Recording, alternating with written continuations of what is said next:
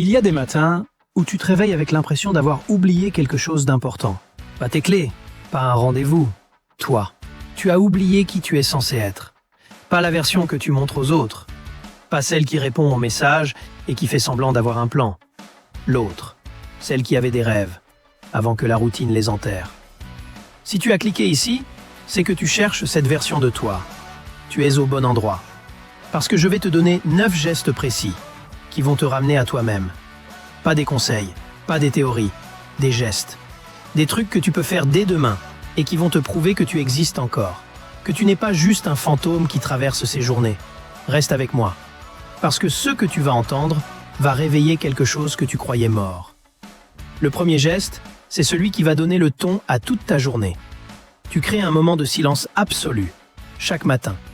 Pas de méditation guidée, pas de musique zen, pas de podcast inspirant. Juste toi et le silence. 30 secondes. Parce que voilà ce que personne ne te dit. Ton cerveau est devenu un carrefour où tout le monde parle en même temps. Les notifications, les obligations, les voix des autres qui te disent qui tu devrais être. Et dans tout ce bruit, ta propre voix a disparu. Le silence, c'est pas du vide, c'est de l'espace. L'espace pour que ta propre voix revienne. Alors demain matin, avant de toucher ton téléphone, avant de penser à ce que tu dois faire, tu t'assois, tu fermes les yeux et tu écoutes. Juste pour te rappeler que tu es là. Très vite, tu verras que tu te reconnais à nouveau. Et une fois que tu as retrouvé ta voix intérieure, il est temps de regarder autour de toi. Parce que ton espace, lui aussi, a besoin de respirer. Tu enlèves un objet de ton espace, chaque jour. Pas un grand ménage, pas un déménagement, juste un objet qui ne te sert plus. Parce que ton espace, c'est pas juste un endroit où tu vis, c'est un témoignage de qui tu es. Ces vêtements que tu ne portes plus, ces livres que tu ne liras jamais, ces objets que tu gardes par simple habitude, ils sont là. Et ils te rappellent constamment que tu es coincé dans une version de toi qui n'existe plus. Alors chaque jour, tu choisis un objet, tu le regardes, tu te demandes « Est-ce que ça me nourrit ou est-ce que ça me retient ?» Si ça te retient, tu le laisses partir. En quelques semaines, ton espace respire, et toi avec. Maintenant que ton espace extérieur commence à se transformer, il est temps de nourrir ton corps de l'intérieur. Tu prépares un repas comme si tu invitais quelqu'un que tu aimes, sauf que ce quelqu'un, c'est toi. Pas un plat compliqué, pas un truc Instagram, juste un repas préparé avec attention. Des légumes coupés avec soin, des épices choisies, une assiette dressée comme si ça comptait. Parce que ça compte. Quand tu manges debout devant ton frigo, quand tu avales un sandwich en regardant ton écran, tu envoies un message à ton cerveau. Je ne mérite pas mieux. Mais quand tu prépares un repas avec attention, tu envoies un autre message. Je compte. Ma vie compte. Ce moment compte. Alors ce week-end, tu choisis un repas. Tu prends ton temps pour le préparer, tu t'assois pour le manger. Sans écran, sans distraction. Juste toi et ce que tu as créé. Dans 30 jours, tu te regarderas différemment. Et d'ailleurs, si ces gestes résonnent en toi, abonne-toi à la chaîne. Parce que chaque semaine, je partage des outils concrets pour te reconnecter à toi-même. Et si on parle de respect, parlons aussi de ton argent. Parce que l'argent, c'est une forme de respect envers toi-même. Tu traces où va ton argent. Comme un détective. Pas pour te culpabiliser, pas pour te priver, pour comprendre. Parce que l'argent, c'est pas juste des chiffres. C'est une carte de tes priorités réelles. Pas celles que tu affiches, celles que tu vis. Alors pendant un mois, tu notes tout. Et tu regardes. Tu regardes combien tu dépenses pour impressionner les autres. Combien tu dépenses pour combler un vide. Combien tu dépenses pour ce qui te nourrit vraiment. Et tu te demandes, est-ce que ma vie financière reflète qui je veux être? Si la réponse est non, tu ajustes. 4 semaines suffisent pour reprendre le contrôle. Pas juste de ton argent, de tes choix. Une fois que tu as repris le contrôle de tes choix, il est temps de bouger. Tu marches après chaque repas, comme si tu avais quelque chose à digérer. Pas juste la nourriture, les pensées, les émotions, les décisions. 10 minutes. Pas pour faire du sport, pas pour brûler des calories. Pour laisser ton corps faire ce qu'il sait faire, transformer. Parce que ton corps, c'est pas juste un tube digestif. C'est un laboratoire qui transforme tout ce que tu ingères en énergie, en clarté, en mouvement.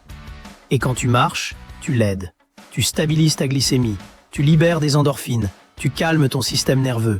Mais surtout, tu te donnes 10 minutes pour exister en dehors de ta tête. Alors après chaque repas, tu sors. Va dehors, dans la nature si tu peux. Juste 10 minutes. Dès les premiers jours, tu penses plus clair, tu te sens plus léger, tu as plus d'énergie. Et si tu veux nourrir ton corps, il faut aussi nourrir ton esprit. Pas avec n'importe quoi, avec des mots qui élèvent. Tu lis un livre comme si c'était une conversation avec quelqu'un de plus sage que toi. Pas pour finir le livre, pas pour cocher une case, pour écouter. Parce que les livres, ce ne sont pas juste des mots sur du papier, c'est des esprits qui te parlent à travers le temps. Des gens qui ont vécu, qui ont réfléchi, qui ont trouvé des réponses que tu cherches encore. Alors le soir, 1 heure avant de dormir, tu éteins tes écrans, tu prends un livre, et tu lis pendant 20 minutes. Pas pour t'évader, pour te retrouver. Parce que quand tu lis, ton cerveau se concentre sur une seule chose.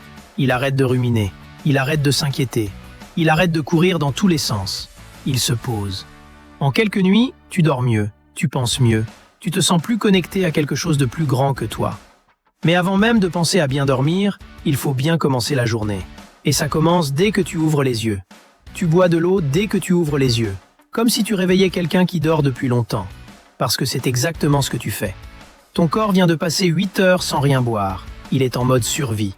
Et quand tu bois de l'eau, tu lui dis « On est vivant, on peut recommencer ». Tu réveilles ton métabolisme, tu réveilles ton cerveau, tu réveilles tes cellules. Alors ce soir, tu prépares un verre d'eau que tu poses sur ta table de nuit. Demain matin, dès que tu ouvres les yeux, tu le bois. Pas après avoir regardé ton téléphone, pas après avoir pensé à ta journée, avant. 7 jours suffisent pour te réveiller avec plus de clarté, plus de présence, plus de vie. Maintenant, parlons de quelque chose de plus délicat, mais tout aussi important. Les gens qui t'entourent. Tu choisis tes fréquentations comme si tu choisissais les ingrédients d'un plat, parce que tu deviens ce que tu consommes. Pas juste la nourriture, les gens aussi. Si tu passes du temps avec des gens qui se plaignent, qui stagnent, qui ont peur de vivre, tu vas absorber ça. Si tu passes du temps avec des gens qui créent, qui grandissent, qui osent, tu vas absorber ça aussi. Ce n'est pas de l'égoïsme, c'est de l'hygiène mentale. Alors tu fais la liste des 5 personnes avec qui tu passes le plus de temps. Et tu te demandes, est-ce que ces personnes me nourrissent ou est-ce qu'elles me vident? Si elles te vident, tu réduis le temps que tu passes avec elles. Et tu cherches des gens qui partagent tes valeurs, tes ambitions, ta vision. 6 mois plus tard, tu ne te reconnaîtras plus. Et pour finir, il y a un dernier geste qui va sceller tout le reste. Un geste qui va te prouver que tu es capable de tenir tes promesses. Couche-toi à la même heure chaque soir, comme si tu prenais un rendez-vous avec toi-même. Parce que c'est exactement ce que c'est. Le sommeil, c'est pas du temps perdu. C'est le moment où ton cerveau trie, répare, consolide. C'est le moment où ton corps se régénère. Et quand tu négliges ton sommeil, tu négliges ta vie. Alors tu te fixes 1 heure de coucher. Et tu t'y tiens. Tous les soirs, même le week-end. Parce que ton corps adore les rituels. Quand tu te couches à la même heure, ton cerveau comprend le message. Il commence à produire de la mélatonine à l'avance. Tu t'endors plus vite, tu dors mieux, tu te réveilles en forme. Mais surtout, quand tu respectes ton heure de coucher, tu tiens une promesse que tu te fais à toi-même. Et chaque promesse tenue, c'est un pas vers la confiance en toi.